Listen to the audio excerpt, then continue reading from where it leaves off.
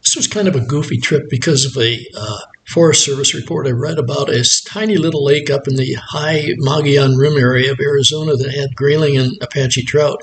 We had to drive through Clifton and the Morenci mine area, which was a very difficult drive.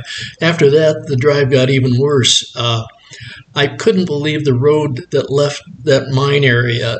This is actually 191, which is a major north-south highway for Arizona. They won't let any truck over 40 foot long on it because the currents are so sharp they can't make the turns. It's 10 and 15 mile curves all the way. It took us about 3 hours to get through the worst of it. Eventually, we made it out and got to the lake, regardless of the fact that we didn't have any GPS at that point either. So there's a lake in the background. It's probably an acre in size at best, but we did find a decent camping place, which was good. The dogs are happy to get out of the car. I have every piece of clothing I have on because the temperature is about 40 degrees right now, and we had a little bit of snow on us as we made our way up there. So I'm wolfing some food down. We walked down to the lake to take a quick peek at it. There were some dimples on the water, but we didn't fish that night. Next morning, we started out as the sun hit the water, and it was actually a little bit warmer.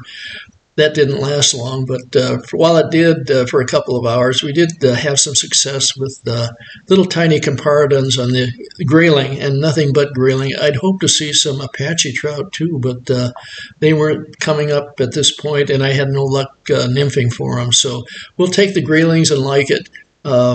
It was kind of fun fishing, but these graylings are all obviously stalkers, and they're just not very smart, nor aggressive, nor strong fighters. But it was fun fishing anyway. Never a bad day on the water.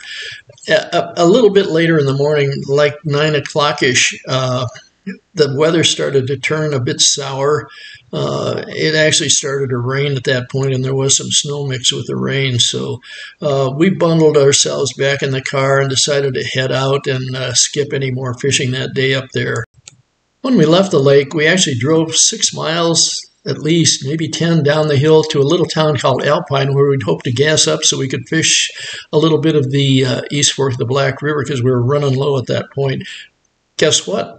The gas station was down and there was no other one. So we hopped back on the main highway and kind of decided to throw in the towel completely. So we drove back toward Pine Top Lakeside. It was about 5 hours home from here. So it's a really long trip for not much fun, I'm afraid.